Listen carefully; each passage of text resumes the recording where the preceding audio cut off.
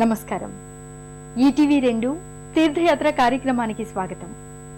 భక్తజన సంరక్షణకై భగవంతుడు తీరు తీరులా కొలువుదీరి ఉంటాడు.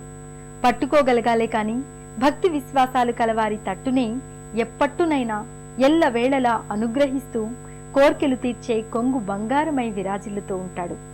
భక్తజన హృదయాలను ఆనంద తరంగితం చేస్తూ రంగనాయకులుగా ఆ స్వామి వెలసిన పుణ్యక్షేత్రాలలో శ్రీ నెమలిగుండ్ల దేవస్థానం ఒకటి. ప్రకాశం జిల్లా రాచెర్ల మండలం జెల్లివారి పుల్లల చెరువు గ్రామానికి సుమారు 8 కిలోమీటర్ల దూరంలో పశ్చిమంగా నల్లమల అడవుల్లో రమణీయ ప్రకృతి అందాల నడుమ ఎత్తైన కొండల మధ్య గల కోనలో గుండ్లకమ్మ నదీ తీరంలో శ్రీ నెమలిగుండ్ల రంగనాయక స్వామి క్షేత్రం వెలిసింది.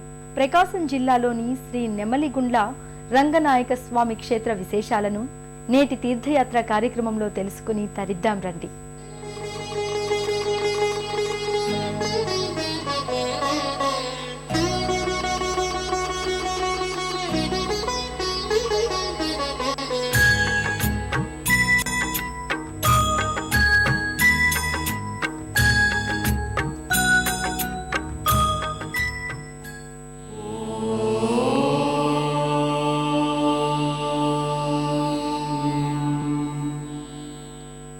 ప్రకృతి సిద్ధమైన సహజ సుందర వాతావరణంలో ఆపద మొక్కులు తీర్చే ఆదినారాయణుడు మహిమాన్విత మూర్తిగా కొండపై వెలసిన క్షేత్రం ఇది. మయూర మహర్షి కోరికపై స్వామి స్వయంభువై వెలసి పూజింపబడిన కారణంగానే స్వామిని నెమలిగుండ్ల రంగనాయకునిగా వ్యవహరిస్తారు.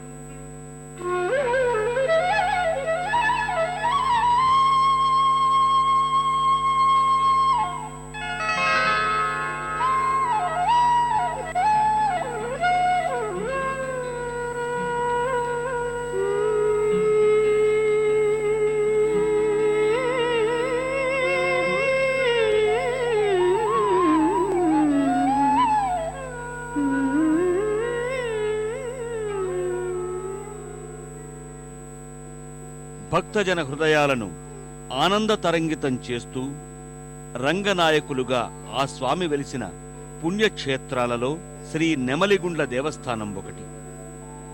ప్రకృతి సిద్ధమైన సహజ సుందర వాతావరణంలో ఆపద ముక్కులు తీర్చే ఆదినారాయణుడు మహిమాన్విత మూర్తిగా కొండపై వెలిసిన క్షేత్రం ఇది. వేసవిలో కూడా ఎన్నడూ నీరు ఇంకని జీవగుండం నెమలిగుండం. 3 వైపులా ఎత్తైన పర్వతాల మధ్య మనోహరమైన జలపాతంగా కొండలపై నుండి అపర గంగలా దూకుతూ గుండ్లకమ్మ నదీ జలాలు పైనుండి క్రిందనున్న ఈ గుండంలో పడుతూ ఉంటాయి.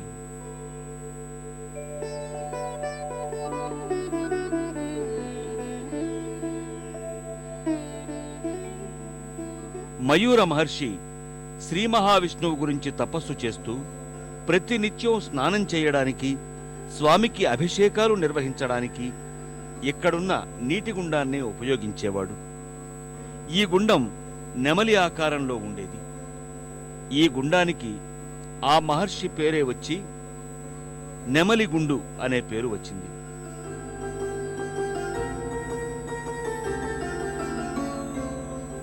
క్షేత్రస్థలమంతా పచ్చని చెట్లతో, పక్షుల కిలకిలలతో, సెలయేటి గలగలలతో, మలయ పవనాలతో ఆహ్లాదభరితంగా ఉంటుంది.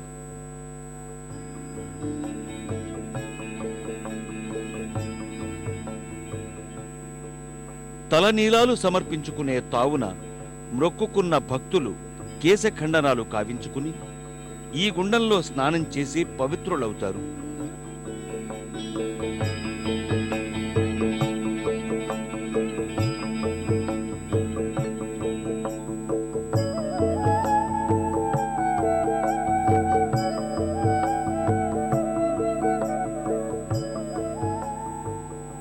కొండపైకి మెట్ల దారిన రంగనాయక స్వామివారి దర్శనానికి భక్తులు తరలి వెడతారు.